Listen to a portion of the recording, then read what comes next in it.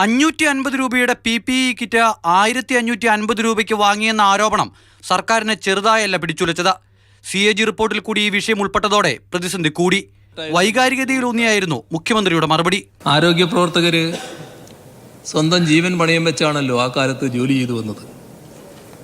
ആ ഘട്ടത്തിൽ അവരുടെ ജീവൻ രക്ഷിക്കാനുള്ള ഉത്തരവാദിത്വം സർക്കാരിൻ്റെതാണല്ലോ.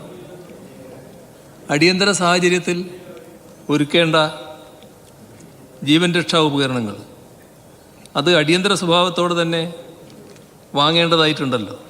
PPE കിറ്റ് ഇല്ലാതെ ആരോഗ്യ പ്രവർത്തകർ മരിച്ചു വീഴുന്ന അവസ്ഥ നമുക്ക് ഊഹിക്കാൻ പോലും കഴിയില്ലല്ലോ.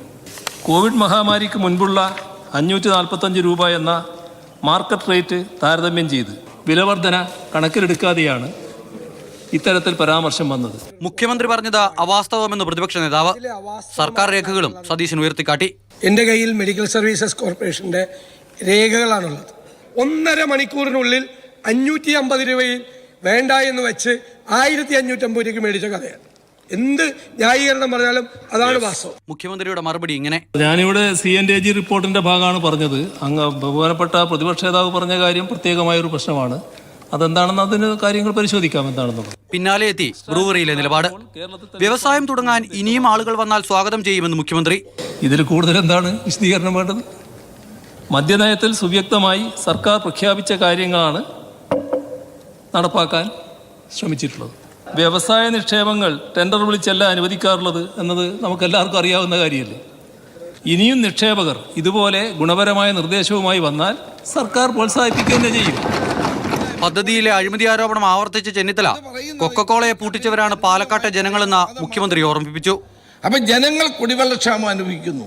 മഴനിഴൽ പ്രദേശമാണ്. അവിടെ പഞ്ചായത്ത് പോലും അറിയാതെ ഇങ്ങനെ ഒരു പദ്ധതി കൊണ്ടുവരുമ്പോൾ അതുണ്ടാകുന്ന സാമൂഹ്യ പ്രശ്നങ്ങളാണ് ഇവിടെ പ്രശ്നം. ഇത്രയും വലിയൊരു പദ്ധതി അവിടെ വരുമ്പോൾ ആരും അറിയാതെ ഒരു കമ്പനിയെ വിളിച്ചിട്ട് അവർക്കത് കൊടുക്കുന്നതിലുള്ള അപാകതയും അഴിമതിയും തന്നെയാണ് ഞങ്ങൾ ചൂണ്ടിക്കാണിച്ചിട്ടുള്ളത്. കമ്പനി വന്നാലും പ്രദേശത്ത് കുടിവെള്ള പ്രശ്നം ഉണ്ടാകില്ലെന്ന് ഉറപ്പ് മുഖ്യമന്ത്രി സഭയിൽ നൽകി. ഗവർണറുടെ നയപ്രഖ്യാപനത്തിന്മേലുള്ള നന്ദിപ്രമേയ ചർച്ച പൂർത്തിയാക്കി സഭ തൽക്കാലത്തേക്ക് പിരിഞ്ഞു. അടുത്ത മാസം 7-ന് വീണ്ടും ചേരും. നിയമസഭയിൽ നിന്നും അമൽ തേനമ്പറമ്പിൽ, മാതൃഭൂമി ന്യൂസ്, തിരുവനന്തപുരം.